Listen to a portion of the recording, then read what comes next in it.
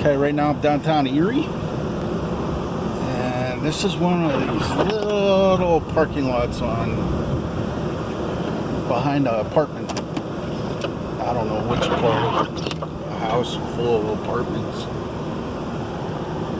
This is kind of tricky because if you look behind me, here I'll show you. There's a narrow driveway. I don't know if you can see that. And my truck just barely makes it through there. But yeah, this is one of my accounts. The guy that owns this place, really cool dude. Very patient with me.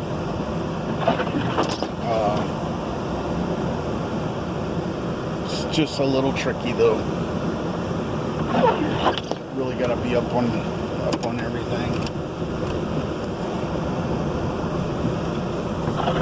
I'll show you the next house over. The same owner, he's got a different unit too. I got a snow plow.